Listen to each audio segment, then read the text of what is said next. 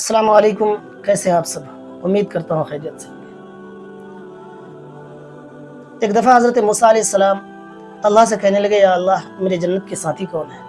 اللہ رب العزت نے بتایا کہ وہ فلاں شخص قصائی گوشت کا کام کرنے والا وہ تمہارا ساتھی ہے جنت کا۔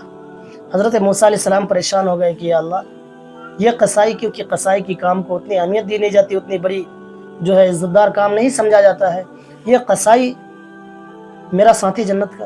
تو خیر حضرت موسیٰ علیہ السلام سامان سفر تیار کیا اور چلنے لگے۔ اس بازار میں جا کر کے پہنچنے کے بعد اس نوجوان کے قریب کھڑا ہو گئے۔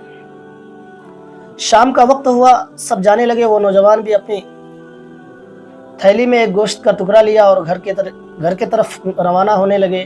تو حضرت موسیٰ علیہ السلام بھی ساتھ ہو لیے۔ گھر جا کر کے پہنچا، اس نوجوان نے گوشت کا ٹکڑا کو نکالا، اس کو کاٹ کر کے چھوٹا چھوٹا پیس کیا، ہانڈی میں چڑھایا، پھر آٹا گوندنا شروع کیا، پھر آٹا گوند کر کے سائیڈ میں رکھ دیا اور سالن بنانا شروع کیا، پھر روٹی بنایا۔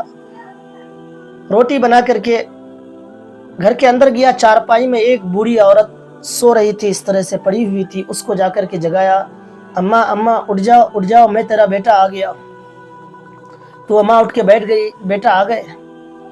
حضرت موسیٰ علیہ السلام نے اس ماں کی منہ صاف کی، اس کے بعد نوالا بنا کر کے منہ میں ڈالنے لگے۔ وہ ماں کھانا شروع کیا، کھاتے کھاتے جب پیٹ بھر گیا تو کہنے لگی، بیٹا بس اب نہیں، اب مجھ سے نہیں ہو سکتا۔ حضرت موسیٰ علیہ السلام نے پھر منہ صاف کیا اور صاف کرنے کے بعد اسی طرح سے لیٹا دیے۔ تو لیٹتے وقت وہ بوڑھی ماں کچھ بڑبڑانے لگی۔ تو حضرت موسیٰ علیہ السلام تھوڑے دور میں تھے، کہنے لگے، اے نوجوان یہ کیا کہہ رہی تھی؟ تو وہ نوجوان کہنے لگے، حضور میں کیا بتاؤں، یہ میری ماں ہے، جب بھی میں ان کا خدمت کرتا ہوں تو یہ خوش ہو کر کے مجھے یہ دعا دیتی ہے کہ اللہ تمہیں جنت میں موسیٰ کا دوست بنائے۔ اب آپ ہی بتائیے کہ موسیٰ علیہ السلام اللہ کے جلیل القدر نبی ہیں، کلیم اللہ ہے، اور میں ایک قصائی غریب انسان، میں اور موسیٰ کا دوست۔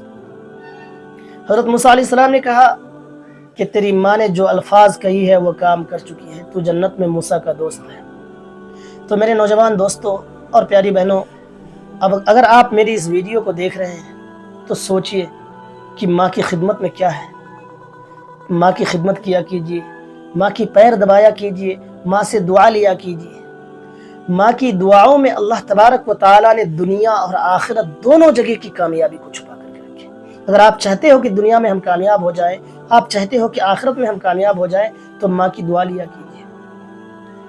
آپ کو ایک بات اور بتاؤں، میں حضرت علقمہ رضی اللہ تعالیٰ عنہ اللہ کے نبی جناب محمد رسول اللہ صلی اللہ علیہ وسلم کے ساتھی ہیں، صحابہ ہیں، آخر وقت ہے، سب کلمہ پڑھا رہے، گھر والے، رشتہ دار، خاندان والے، آپ سے کلمہ پڑھا نہیں جا رہا ہے۔ کسی نے دور کر کے اللہ کے نبی کے پاس گئے، جا کے کہنے لگے، یا رسول اللہ علقمہ وہ بستر میں ہے، آخری وقت میں ہے، کلمہ نہیں آ رہا زبان پر۔ اللہ کے نبی آئے، آ کے کہنے لگے، علقمہ کلمہ پڑھ۔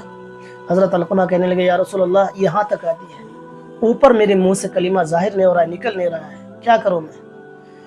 اللہ کے نبی پریشان ہو گئے، کہنے لگے، آخر کیا بات ہے؟ کسی نے کان میں آ کر کے کہا، یا رسول اللہ ان کی ماں ان سے ناراض ہے۔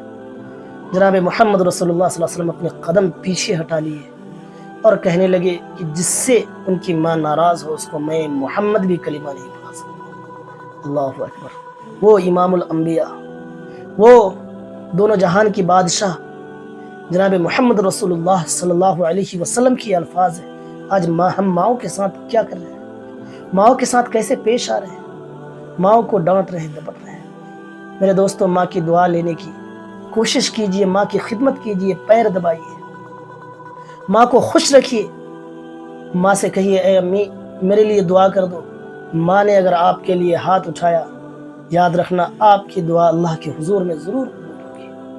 میری ایک بات کو اچھی طرح سے دماغ میں بٹھا لیں، جس گھر میں صحیح تعلیم ہو اور نیک مائیں رہتی ہو، وہ گھر تہذیب اور انسانیت کی یونیورسٹی ہے۔ اللہ رب العزت ہم تمام کو ماں کی خدمت کرنے کی توفیق نصیب عطا فرمائے۔ السلام علیکم ورحمۃ اللہ وبرکاتہ۔ ویڈیو اچھی لگی تو لائک اور شیئر کریں۔